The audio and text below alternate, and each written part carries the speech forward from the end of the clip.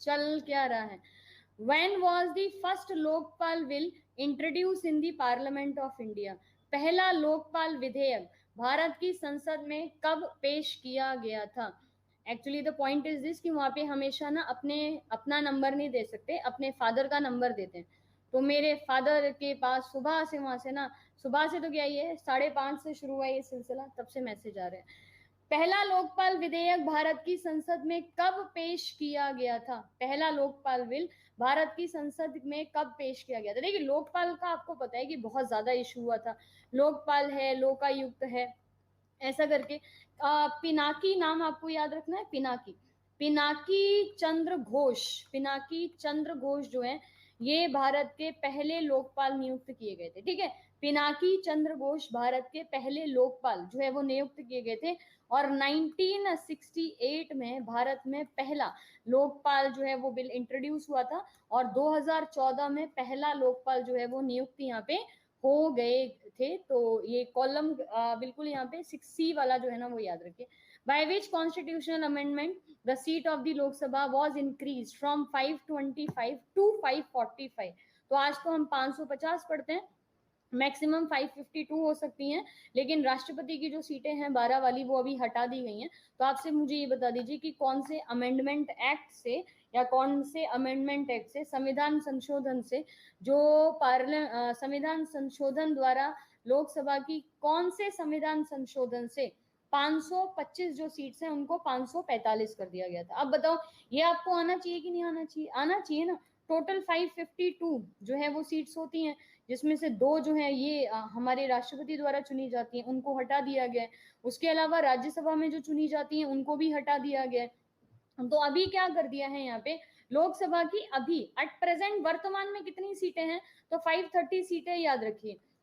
by which constitutional amendment the seats of the Lok Sabha were increased from 525 to 545?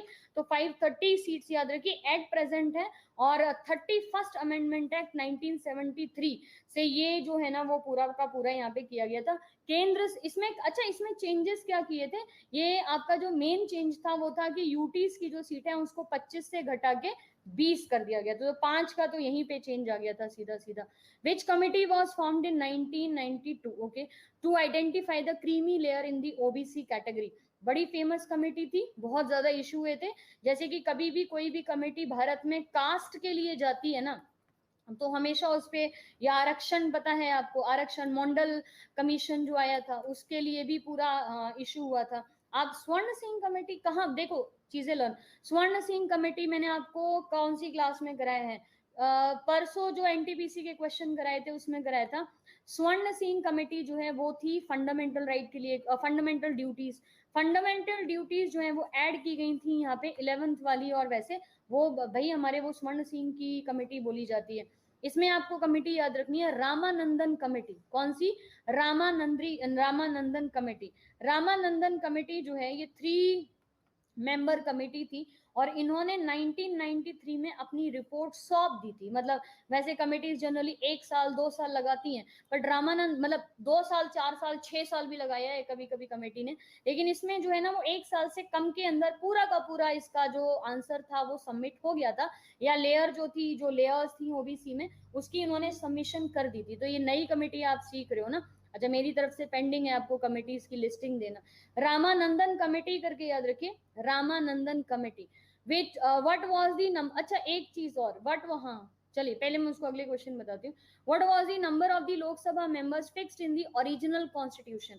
मूल संविधान में लोकसभा सदस्यों की संख्या जो है ना वो कितनी निश्चित यहाँ पे की गई है?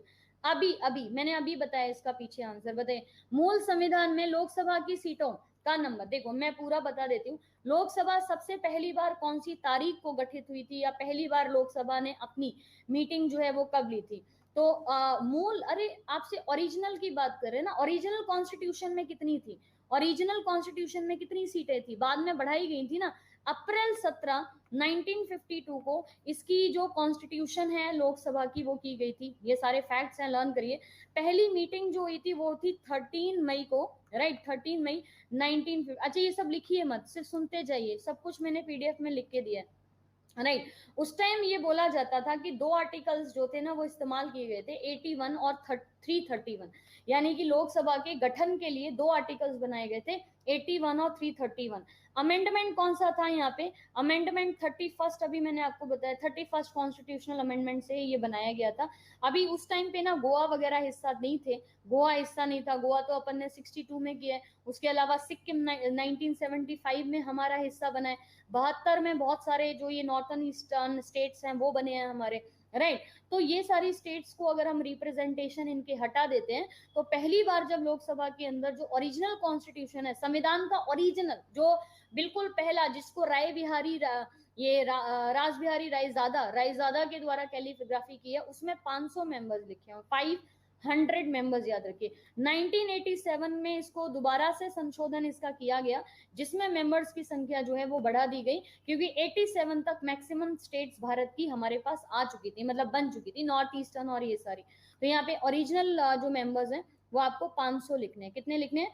500। याद रहेगा अभी कुछ कुछ फैक्ट्स, एक बार पीडीएफ जरूर पढ़िए। देखिए आप लोग से रिक्वेस्ट है, और ये लिटरली हाथ जोड़ के रिक्वेस्ट है आप लोगों से, इस क्लास की अगर आप पीडीएफ नहीं पढ़ोगे तो क्लास का कोई फायदा नहीं है। क्लास सिंपल क्वेश्चन के आंसर देने का कोई फायदा नहीं है। 25,000, 10,000, 12,000 क्वेश्चंस की जो किताबें हैं ना वो बाजार में हैं, लेकिन इस तरीके का एक्सप्लेनेशन जो है ना वो आपको किसी किताब में नहीं मिलेगा। तो इस पे ना प्लीज करके सुबह वाली क्लासेस या ये वाली क्लासेस पे बहुत एफर्ट जाता है, इसकी पीडीएफ बिना पढ़े नहीं जाइएगा आप लोग ना, एग्जाम में तो बिल्कुल नहीं जाइएगा। Which of the following prime minister was the deputy prime minister during the tenure of Morarji Desai? Morarji Desai की ना मैं आपको पूरी स्टोरी सुना चुकी हूँ, किस तरीके से वो जो है ना वो पीएम बने थे। 81 ईयर्स की एज में आके दुनिया ये हमारी भारत के सबसे पुराने प्राइम मिनिस्टर इनको बोला जाता है, राइट। मोरारजी देसाई स्वतंत्रता के बाद कौन से नंबर के पीएम थे? छठे पीएम थे। कौन से नंबर पे थे? 6 नंबर पे थे। मैं सीक्वेंस भी बता चुकी हूँ आपको, नेहरू जी के बाद लाल बहादुर शास्त्री, एंड देन उसके बाद इंदिरा गांधी आती हैं, है ना, ऐसे करके इंदिरा छठे नंबर के मतलब अगर हम सीक्वेंस में देखेंगे तो स्वतंत्र भारत के छठे, और नॉन कांग्रेसी पहले थे, ठीक है, नॉन कांग्रेसी, क्योंकि जब तक उनकी लड़ाई हो गई इंदिरा गांधी से तो उन्होंने कांग्रेस को छोड़ दिया। लड़ाई इसी इशू पे हुई थी, मेन इश्यू तो यही था, उन्हें इंदिरा गांधी से चिड़ी इसी बात की थी कि भाई इनको क्यों बनाया जा रहा है ना। चौधरी चरण सिंह करके याद रखिए, चौधरी चरण सिंह जो है वो प्राइम मिनिस्टर मोरारजी देसाई के समय पे क्या थे, यहाँ पे डेप्यूटी प्राइम मिनिस्टर जो है वो बनाए गए थे, ठीक है। अभी ये डेप्यूटी प्राइम मिनिस्टर का जो पद है वो काफी सालों से हटा दिया गया है ना। पहले शुरू के मेरे ख्याल 58 ईयर्स रहा है डेप्यूटी प्राइम